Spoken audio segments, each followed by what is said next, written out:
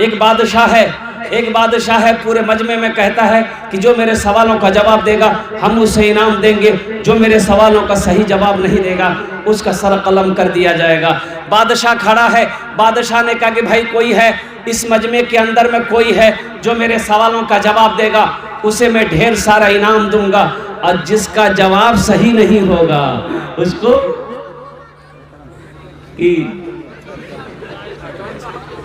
लोग आपस में मशवरा करने लगे, कोई खड़े मत होना, ये बादशाह का दिमाग ठीक नहीं है, उल्टा पुल्टा सवाल करेगा, जवाब सही नहीं होगा जान से मरवा देगा, जिंदगी बच जाएगी, दिल्ली जाके खटके खा लेगा।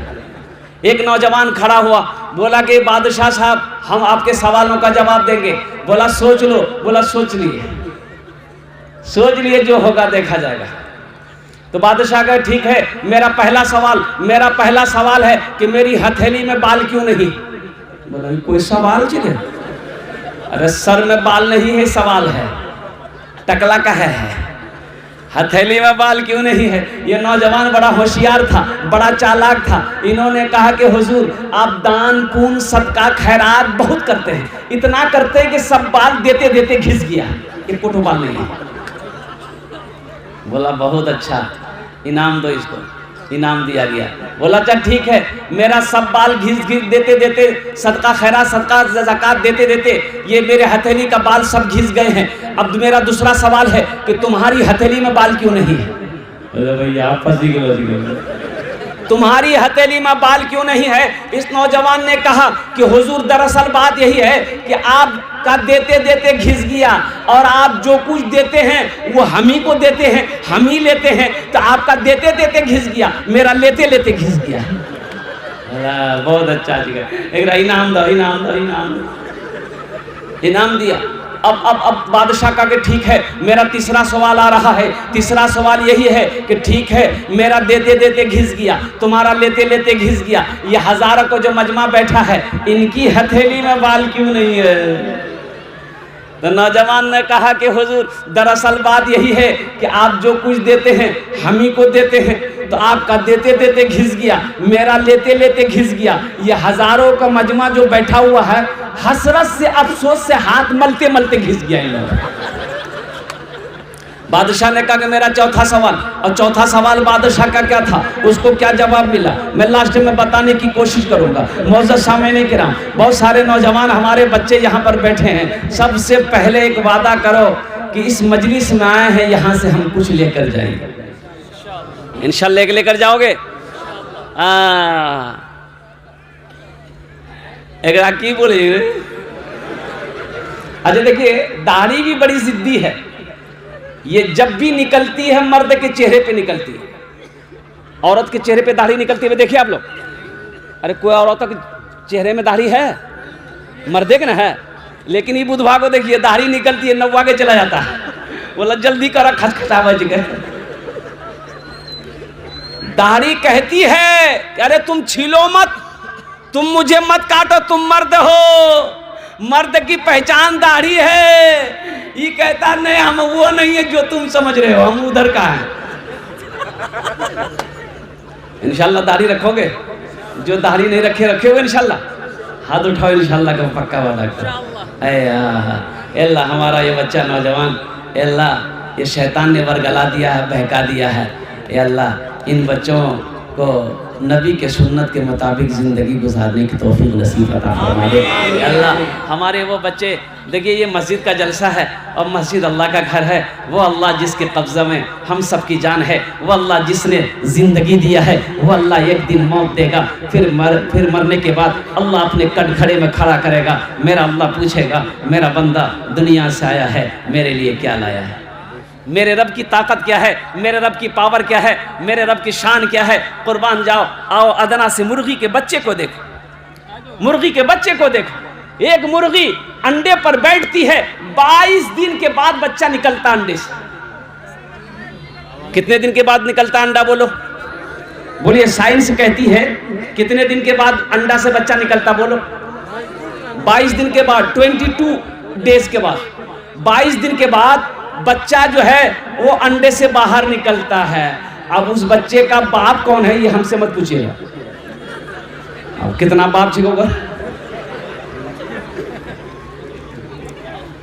एक जगह आप कंकर रख दीजिए, एक जगह चावल रख दीजिए, वो बच्चा जैसे ही अंडा से बाहर निकला, वो बच्चा जानते हैं कंकर की तरफ नहीं दौड़ेगा, उधर चोंच नहीं मारेगा, वो बच्चा दौड़ेगा चावल की तरफ, दाने की तरफ। उस बच्चे को किसने बताया? अभी तो अंडा से निकला था कि उसकी खुराक, उसकी गिज़ा, उसका खाना वो कंकर नहीं, ये चावल है। वही तो मेरे रब की ताकत है, वही मेरे रब की शान है, वही मेरे रब की पावर है। ओहो अल्लाहुल्लज़ी ला इलाहा इल्ला हु आलिमुल गैबि वश्शहादति हुवर रहमानुर रहीम हुवल्लाहुल्लज़ी ला इलाहा इल्ला हु अल मलिकुल कुद्दूसुस सलामुल मुमिनुल मुहैमिनुल अज़ीज़ुल जब्बारुल मुतकब्बिर सुब्हानल्लाहि अम्मा युश्रिकून।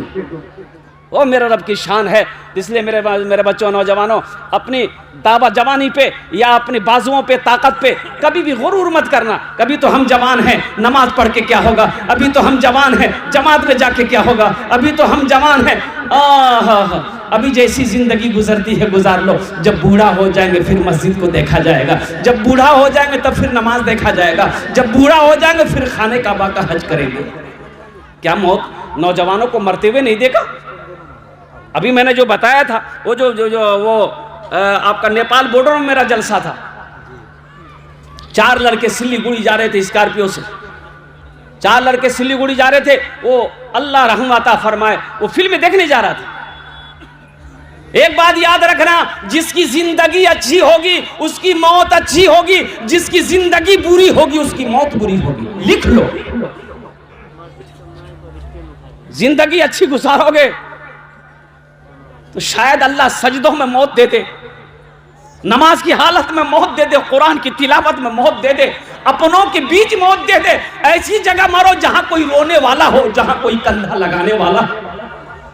ऐसी जगह ना मरो कि जहां तुम्हें कोई पहचानने वाला ना हो। ऐसी जगह ना मरो कि गुस्ल के लिए तुम्हारा जिस्म का टुकड़ा ना मिले। तो जिसकी जिंदगी अच्छी होगी उसकी मौत अच्छी होगी। जिंदगी गुनाहों में गुजारोगे और तुम समझोगे कि मौत मुझे अच्छी मिले। वो इतना दर्दनाक मौत हुआ उन बच्चों को। अल्लाह उन बच्चों के गुनाहों को माफ़ अता फरमा दे, अल्लाह उनके कब्र को रोशन फरमा दे। आमीन बोले तो अल्हम्दुलिल्लाह। इसीलिए कि मरने के बाद किसी की गीबत नहीं करनी चाहिए। मरने के बाद हो सके तो मरने वालों की तारीफ करो, उसके हक में दुआ, बख्शू मगफरत की दुआ करो। वो बच्चों को शैतान ने वर्गलाया, बहकाया, वो बच्चे बहक गए और वो नौजवान बहक करके चले जा रहे थे। अल्लाह अकबर कबीरा, हादसा हो गया, वो इस दुनिया से चला गया। मेरे नौजवानों, एक लाश मिली नाले में। मोहल्ले वाले जमा हो गए कि नहला से ना, बड़ा नाला था, एक लाश बहता हुआ आ रहा था। लोगों नजर पड़ गई, भीड़ लग गई गांव वालों की। बोले क्या करो, चिको। लोगों ने कहा कि पता नहीं चल रहा कौन है ये। ऐसा पता चल रहा है कि मालूम हो रहा है कि मरने वाला 2-3 दिन हो गया, इसकी शक्ल बदल गई है, फूल गया लाश। कुछ नौजवान आगे बढ़े, नाला से लाश को निकाला, रखा। बोला पहचानो तो सही है कौन, इर्द गिर्द कोई किसी गांव का तो नहीं है। लोगों ने जोर दिया दिमाग पर, बोला नहीं, इस आदमी को तो हम लोग नहीं देखे, आसपास का नहीं है, ये लगता बहुत दूर का, कहीं से ये कोई मर गया होगा, नाला में वो गिर गया होगा, मौत हो गई होगी और लाश बहता हुआ चली आया होगा। पुलिस को खबर हो गई तो पुलिस वालों ने देखा, भाई बोले भाई पता करो भाई, ये तुम लोगों का है कि उधर का है, ये हमारा हिंदू भाई है कि मुसलमान है। देखो अगर मुसलमान है तो इसको तुम लोग तजवीज़ व तकफीन करके जनाजा पढ़ के दफना दो, तो बहुत अच्छी बात है। तो लोगों ने कहा कि हाँ यही करेंगे। तो लोगों ने पहचानने की कोशिश किया तो पहचान नहीं पाया, इसलिए कि चेहरे पे ना दाढ़ी थी ना इस्लामी लिबास था। तो बोला कि पहचान में आ जाएगा, इसका देखो पॉकेट में, इसका जेब में आधार कार्ड होगा, कुछ तो होगा, पता चलेगा। कोई कागज़ देखो, तो पॉकेट में हाथ दिया तो कुछ कागज़ मिले, आधार कार्ड मिला। आधार कार्ड बोले बस नाम से पता चल जाएगा ये इधर का है कि उधर का है।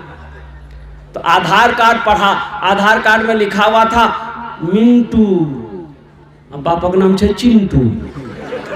बोले किरण समझा थे, इधर किसी उधर किसी, भाई समझ में आएगा? अरे बोलो भाई समझ में आएगा? बोले नहीं समझा मैं लजो, समझ में नहीं आया इधर का उधर। तो हो समझ में नहीं आया कि इधर का उधर का है। तो बोला कि एक शक्ल और है, इसको पहचानने की एक शक्ल और है। तो बोला कि क्या है? तो एक बूढ़े बुजुर्ग ने बताया कि ये शक्ल है, वह ऐसे ही पहचान में आ जाएगा कि ये इधर का है कि उधर का, पहचान में। अब वो क्या शक्ल है हम नहीं बताएंगे, आप लोग खुद ही जानते हैं। गौर करने का मकाम है, जानते हैं, पहचान में आ गया वही मुसलमान है। मेरे भाइयों एक बात याद रखो, मुसलमान वो है कि मुसलमान जिस गली से गुजर जाए, बाजार से गुजर जाए, उसकी खुशबू बता दे कि इधर से कोई मुसलमान गुजरा।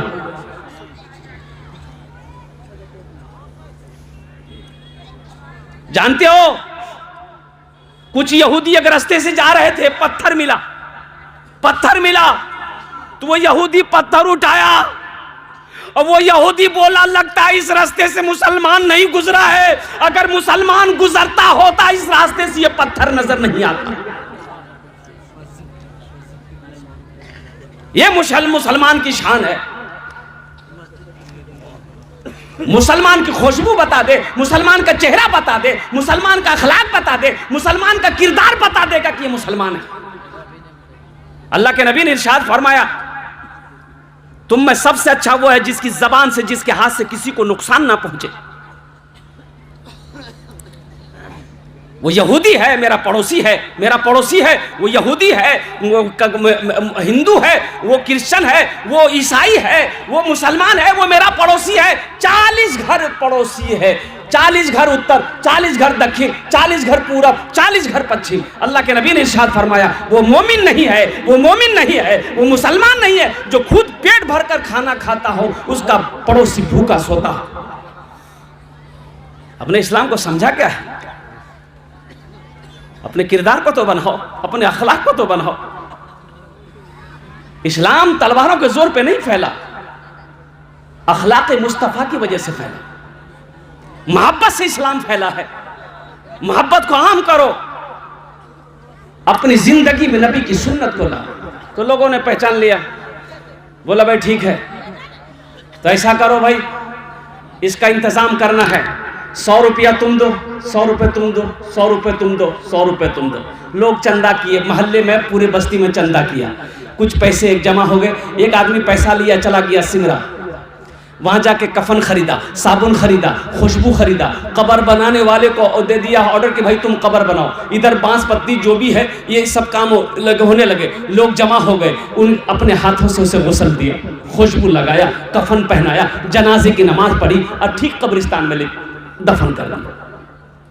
3 दिन गुजरे, एक वीआईपी गाड़ी उस मोहल्ले में घुसी, लोग जमा हो गए, भाई किससे मिलना आप लोगों को? बोला भाई आप लोगों ने 3 दिन पहले किसी को दफनाया है। बोला हाँ, एक लावारिस लाश थी, उसी को हम लोगों ने दफनाया है। उनमें 2-4 लड़के ज़ारो कतार रोने लगे, तो मोहल्ले वालों ने कहा कि उनसे आप लोगों का क्या रिश्ता था मरने वालों का? वो तो लावारिस लाश थी। तो रोने वाला नौजवान कहने लगा, नहीं आप लोगों ने नहीं समझा, आप लोगों ने गलत समझा, वो मरने वाला कोई और नहीं, मेरा बाप था, और मरने वाला कोई आम आदमी नहीं जिसको आप लोगों ने चंदा का कफन पहना कर दफनाया है। वो उद्योगपति है, उनकी कई हवेलियां उनकी दिल्ली में है, पटना में है, कलकत्ता में है, अल्लाह अकबर कबीरा, कई हजार जमीन का वो मालिक था।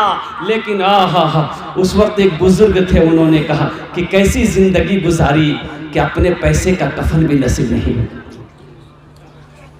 कैसी जिंदगी गुजारी। तो मेरे बच्चों, जिंदगी अच्छी गुजारो, मौत अच्छी होगी इंशाल्लाह।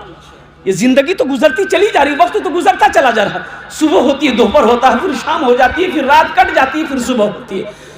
उम्र तो घटती चली जा रही, मौत करीब आती चली जा रही है। इसलिए हमेशा अच्छी जिंदगी गुजारो, इंशाअल्लाह हादसा से अल्लाह बचाएगा, बुरी मौत से अल्लाह बचाएगा, गुनाहों से अल्लाह बचाएगा। पहले नियत तो करो, इरादा तो करो कि इंशाअल्लाह हम अच्छे अमल करेंगे। तो मेरे नौजवानों, मेरे बच्चों, ये मस्जिद का जलसा है, मस्जिद का जलसा तुमने सजाया है, तो इंशाअल्लाह बहुत सारे नौजवान बच्चे हमारे जो नमाजों से दूर थे, सजदों से दूर हो, तो इंशाअल्लाह का वादा करो कि इंशाअल्लाह आज के बाद से हम लोग 5 वक्त की नमाज पाबंदी के साथ पढ़ें। कितने लोग तैयार हैं इंशाअल्लाह? वो मौत कितनी हसीन होगी, वो मौत कितनी प्यारी होगी, जो मौत सजदे की हालत में हो जाए, रुकू की हालत में हो जाए, जलसे की हालत में हो जाए, अल्लाह का जिक्र करते हुए हो जाए, अल्लाह का जिक्र सुनते हुए हो जाए, कुरान की तिलावत करते हुए हो जाए।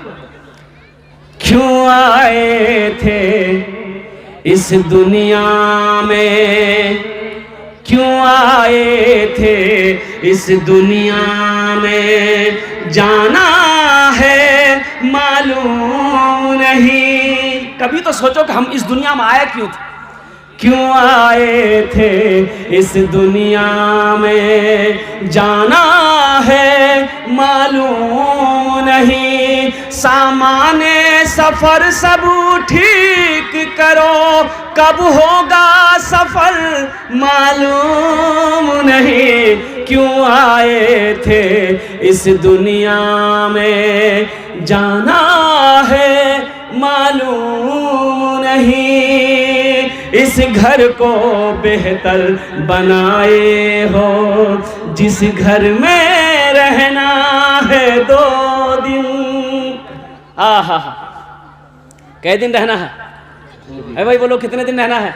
2 दिन। इस घर में संगे मरमर का पत्थर बिछाए हो, यहाँ की लकड़ी नहीं, आसाम गुवाहाटी से लकड़ी मंगा कर लगाए हो, जयपुर से संगे मरमर का पत्थर लगाए हो। अल्लाह अकबर कबीरा, मैं मना नहीं करता यहाँ घर ना बनाओ, लेकिन यहाँ घर बनाते हो तो वहाँ का भी घर बनाओ। यहाँ 60 साल, 70 साल, 80 साल, 90 साल, 100 साल रहेंगे, इससे ज्यादा कितने दिन? 150 साल। अब वहां लाखों साल, करोड़ों नहीं, अरबों खरबों साल रहना है, जहां पर जाने के बाद फिर लौट कर नहीं आना है, वहां घर जरूरी है कि यहां घर जरूरी है?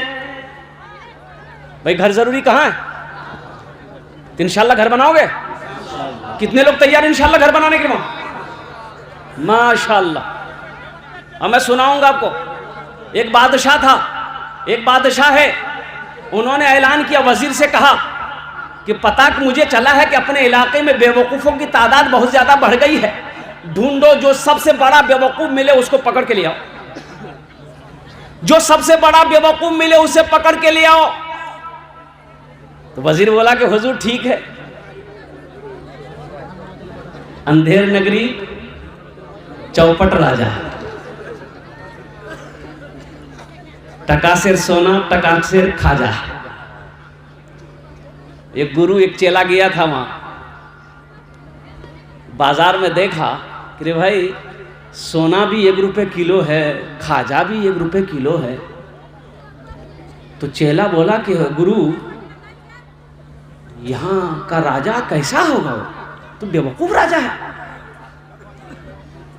इतना सस्ता सोना, इतना सस्ता खाजा।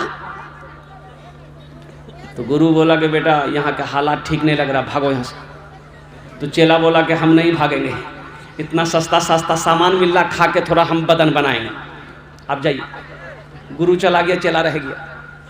खा के कुछ दिनों में खूब मोटा हो गया, गर्दन है गर्दन।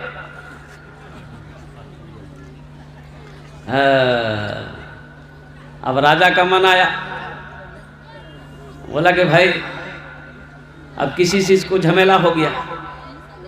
तो राजा ने एक फांसी का फंदा बनाया, फांसी का फंदा वो राजा बनाया था, लेकिन बड़ा फंदा था।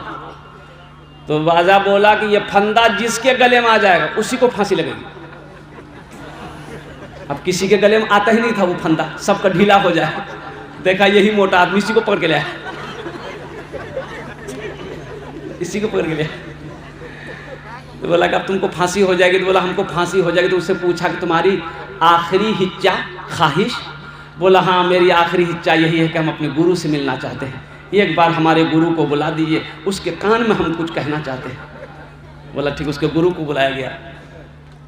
तो गुरु बोला कि हम पहले ना समझाए थे तुमको, यहाँ का पोजीशन ठीक नहीं, लेकिन तुम खाने के चक्कर में रह गए, अब क्या होगा? बोला बस गुरु हमको क्षमा कर दिए, अब किसी तरह हमको जान बचाइए गुरु। बोला अच्छा ठीक है, चिंता मत करो, हम उपाय निकालते हैं। उपाय तो है ना भाई। अब उपाय क्या है?